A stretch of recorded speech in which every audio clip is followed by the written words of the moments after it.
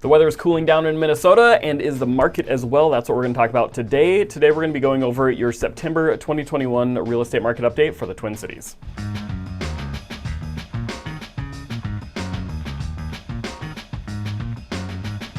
All right, we're going to take a very hyper-local look this month. We're going to be looking at 4 different market stats that I keep an eye on.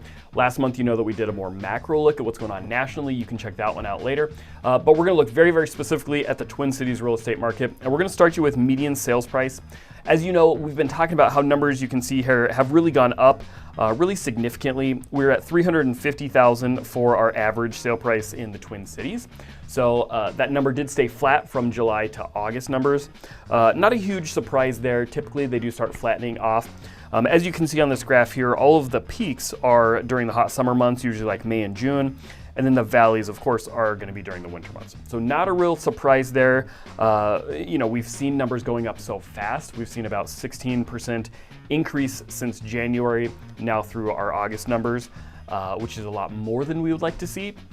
I did pull the numbers, and we had averaged 6.1, 4.2, and then 11.5 for the last 3 years. So 11.5 was obviously a huge jump last year. 16% this year doesn't really have me too concerned because, again, we should start seeing that graph going down for the next few months. So then we would take that average at the lower point there. So still a big number. We would like to see our sale prices slow down on their increase, but we're certainly not expecting anything to be going backwards very significantly. And we'll still be certainly positive, probably in the double digits for 2021. Second, let's look at our month supply of homes. Now, as you know, this is the relationship between a buyer's market and a seller's market. On this graph, what you need to know is the higher we are, the more of a buyer's market we're in, the lower, the more of a seller's market. So this is running kind of your month-to-month average. You can see during the winter months, we're typically more towards being a balanced market. And then in the hotter summer months, we get more of a seller's market, typically. So as you can see here, just to recap, in the lower part there of 2021, we were sitting right at 1 month supply of inventory. We're currently sitting flat for a second month at 1.4 month supply. So we have seen about a 0.4 month supply increase. However, typically we would be seeing a whole lot more than that. We do peak out generally between August and September. So next month, hopefully we'll be recording that we did come up a little bit higher on the month supply. I also looked at the averages for the past few years. We had 0.9% increase, 1.2, 0.9, and then 0.5 month supply increases from the lowest in January to the peak, usually around September. So with those averaging about 0.9 at 0.4, we're less than half of what we should be seeing as far as that inventory coming back. Hopefully we'll see that, we'll make up some of that difference next month, but again, sitting flat for the second month at 1.4.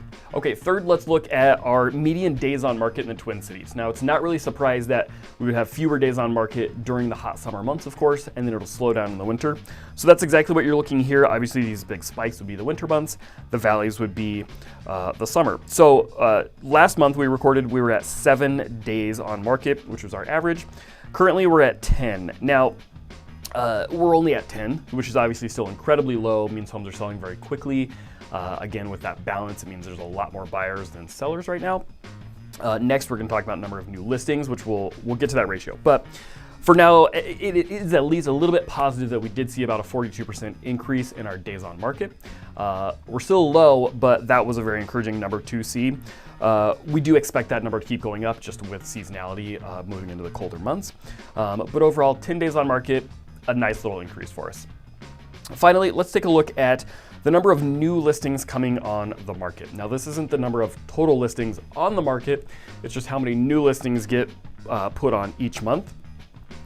I realize this is probably going to make your eyes bleed a little bit, so here's what I want you to understand.